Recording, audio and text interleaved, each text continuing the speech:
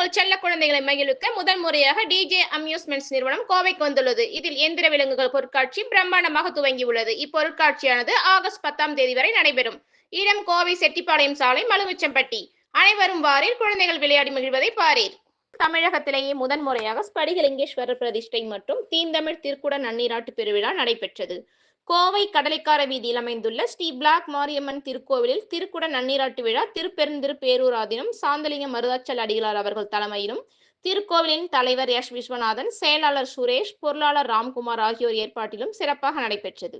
இவ்விழாவில் சிறப்பம்சமாக ஸ்படிகலிங்கத்திற்கு கங்கா தீர்த்தம், கைலாய தீர்த்தம், மணிமகேஷ தீர்த்தம், 786 வகை மூலிகையை நமது கோவிலிலேயே அரைத்து மருந்து செய்து திருமேனிகளுக்கு ஸ்ரீலங்கா புகழ்பெற்ற ஸ்ரீ குமரவேல் நாயனார் அவர்கள் சிறப்பாக பிரதான பிரதிஷ்டை செய்து வைத்தார். விழாவானது ஞாயிற்றுக்கிழமை அன்று மங்கள இசை, திருவிளக்கு ஏற்றுதல், புனித நீர் வழிபாடு, அனைத்து வழிபாடு, கணபதி வேள்வி அனுமதி பெறுதல், மங்கள காப்பு அணிவித்தல், சாதுக்கள் பொதுமக்கள் திருங்கரங்களால் ஸ்படிகலிங்கத்திற்கு அபிஷேகம், முதல் கால வேள்வி, 108 மூலிகை ஆகுது, காய்கனி ஆகுது, மலர் வழிபாடு, திருமுறை விண்ணப்பம், பெருந்தீப வழிபாடு, தெய்வ திருமேனிகள், ஆகார பீடத்தில் நவபஷ்பம், மூலிகை மருந்து வைத்து பிராண பிரதிஷ்டை செய்தல் போன்ற குதிரை, யானை, காளை, கோமாதா, ஆட்டுக்கிடா, கோழி, சேவல், பைரவர், ஒட்டகம் போன்ற ஜீவராசிகள், புடைசூழ, ஃபயர் டான்ஸ், பேப்பர் பிளாஸ்ட் மற்றும் தெய்வ திருமேனிகள், மகா கரிக்கோள நகர்வலத்தில் பச்சைக்காளி, பவளக்காளி, பம்பை உடுக்கை கலைஞர்கள் இசைக்குழுவோடு திருவிதி உலா நடைபெற்றது. திங்கட்கிழமை அன்று அதிகாலை திருப்பள்ளி எழுச்சி, தெய்வ திருமேனிக்கு காப்பு அணிவித்தல், 2ஆம் கால வேள்வி, 108 மூலிகை ஆகுதி, நாடி சந்தானம் போன்ற நிகழ்ச்சிகளை தொடர்ந்து திருக்குடங்கள் திருவீதி உலா வந்து தெய்வ திருமேனிக்கு திருக்குட நன்னீராட்டு பெருவிழாவை மதுரை நிலையூர்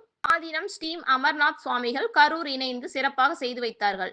பிறகு மகா அன்னதானம் சிறப்பாக நடைபெற்றது. மேலும் 48 நாள் மண்டல பூஜை இரவு 7 மணி முதல் நடைபெறுவதால் அனைத்து பக்தர்களும் கலந்து கொள்ளுமாறு கோவில் நிர்வாகம் கேட்டுக்கொண்டனர். பெரிய சிறப்பு என்னன்னா, இந்தியாவிலே மொத்தத்தில் 5 இடத்துல தான் ஸ்படிகலிங்கமே இருக்கு. அதில் நம்ம தமிழ்நாட்டில் காஞ்சிபுரத்தில் ஒன்றும், ராமேஸ்வரம் ராமநாதசாமி கோயிலில் அது காலையில் 4 to 4:30 வரைக்கும் தான் அந்த தரிசனம் கிடைக்கும். அப்புறம் அதை உள்ளே எடுத்து வச்சிருவாங்க. இங்கே அதுக்கு கால நேரம் இல்லை. அது பெரிய ஒரு பாக்கியம் இந்த ஊரே பண்ணியிருக்கு. அது யாரால் செய்யணும்னு இருக்கோ நம்ம விஸ்வநாதன் ஐயா மூலியமாக அதை செய்கிறதுக்கு பாக்கியம் அவருக்கு கிடைச்சிருக்கு. ஸ்படிகலிங்கத்துக்கு பெரிய சிறப்பு பெருமை என்னன்னா, நம்ம என்ன நினச்சி அந்த ஸ்படிகலிங்கத்துக்கு முன்னால் நின்று நம்ம வேண்டிக் கொள்கிறோமோ அது நிச்சயமாக நிறைவேறும். ராஜகுமார் அவர் தான் என்னை அழைச்சிட்டு வந்து ஐயா கிட்ட அறிமுகப்படுத்தி வைக்கிறாரு. இங்கே வரும்பொழுது ஐயா என்ன சொன்னார், சாமி நாங்கள் செய்யக்கூடிய முறையே வேறு சாமி, ஆனால் அதை செய்யறதுக்கு நீங்கள் ஒத்துக்கிட்டீங்கன்னா நான் அதை செஞ்சு தர்றேன். ஸ்படிகலிங்கேஸ்வரரை வைக்கிறதுக்காக எவ்வளோ அறுபாடுபட்டோம் அப்படிங்கிறத விளக்கம் சொல்லுவார். நேற்று நடந்த சம்பவங்களையும் இந்த சாமி சொல்லுவாங்க.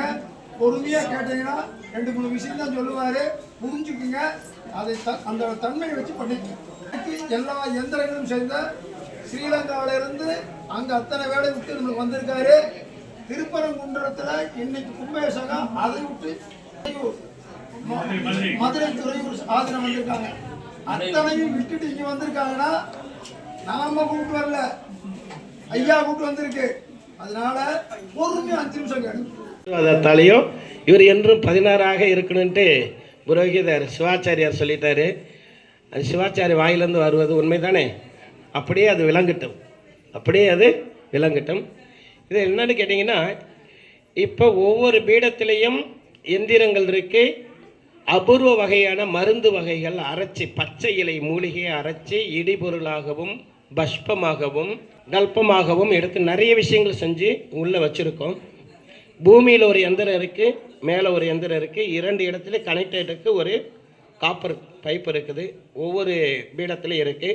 ஐயாவுக்கு அப்படி தான் வச்சுருக்கோம், அம்பாளுக்கு அப்படி தான் வச்சுருக்கோம்.